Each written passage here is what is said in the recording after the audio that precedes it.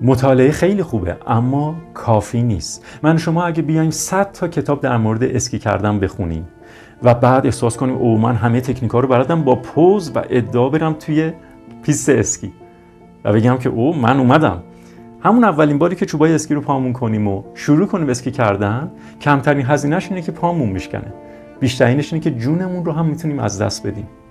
اما بیرون پیست مدعی ما به همه نصیحت میکنیم تو اینجا رو داری اشتباه میری، چوب بعد اینطوری دستت بگیری.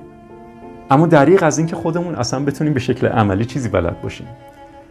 100 تا کتاب گلف بخونیم، مدعی میریم تو اولین ضربه‌ای که میزنیم حتی به توپ نمیتونیم ضربه بزنیم، آبرومون میره. برای همینه که میگم مطالعه کردن خیلی بهتر از مطالعه نکردنه، ولی مطالعه تنها کافی نیست. اطلاعاتی که داریم به خودمون راه میدیم باید قابل هضم باشه و در عمل قابل اجرا باشه تا ما بتونیم بگیم در اون زمینه داناییم، مهارت داریم، متخصص داریم میشیم.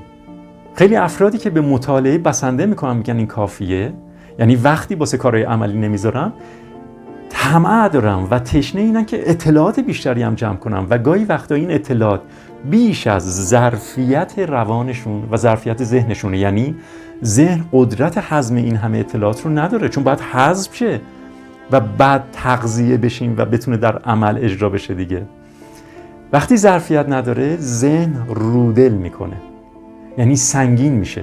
در این صورت شخص نه دیگه میتونه اطلاعات بیشتری به خودش راه بده، نه اطلاعات قبلی که جمع کرده مثل CD مثل کامپیوتر فقط به دیگران هم داره ابلاغ میکنه، تو حافظش داره، نه دیگه میتونه اونها رو به درستی استفاده کنه. یعنی قبلیا بیهودن، جدیدم نمیتونه بگیره. چنین شخصی در یک شرایط ولمعطلی در زندگی قرار میگیره. عملا در مورد خیلی چیزا اطلاعات داره، اطلاعات خیلی متنوع و متضادی هم داره، ولی یه تصمیم درست در شرایط واقعی نمیتونه بگیره.